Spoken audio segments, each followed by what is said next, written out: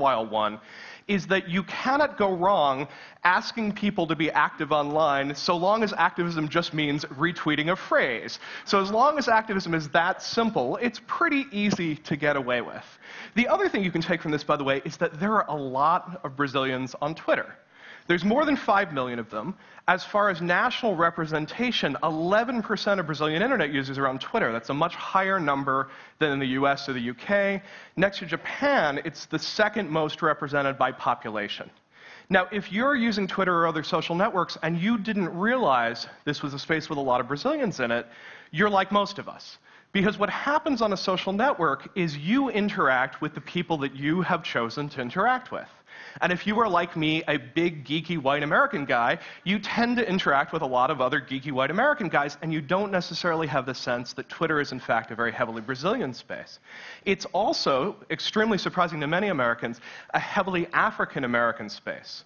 Twitter recently did some research. They looked at their local population. They believe that 24% of American Twitter users are African-American.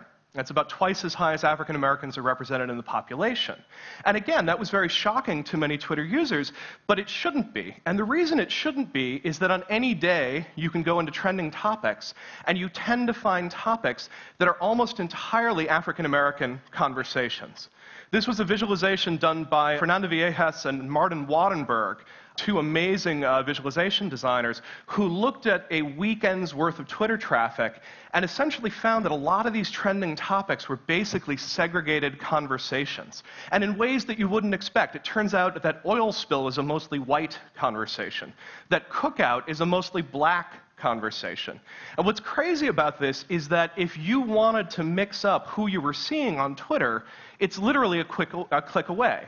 You click on that cookout tag, there's an entirely different conversation with different people participating in it.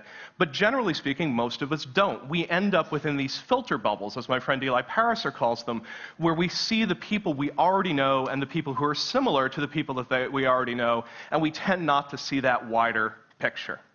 Now, for me, I'm surprised by this because this wasn't how the internet was supposed to be. If you go back into the early days of the internet when cyber utopians like Nick Negroponte were writing big books like Being Digital, the prediction was that the internet was going to be an incredibly powerful force to smooth out cultural differences, to put us all on a common field of one fashion or another. Negroponte started his book with a story about how hard it is to build connections in the world of atoms. He's at a technology conference in Florida, and he's looking at something really, truly absurd, which is bottles of Evian water on the table. And Negroponte says, this is crazy. This is the old economy. It's the economy of moving these heavy, slow atoms over long distances that's very difficult to do. We're heading into the future of bits, where everything is speedy, it's weightless, it can be anywhere in the world at any time, and it's going to change the world as we know it. Now, Negroponte's been right about a lot of things. He's totally wrong about this one. It turns out that in many cases, atoms are much more mobile than bits. If I walk into a store in the United States, it's very, very easy for me to buy water that's bottled in Fiji, shipped at great expense to the United States. It's actually surprisingly hard for me to see a Fijian feature film.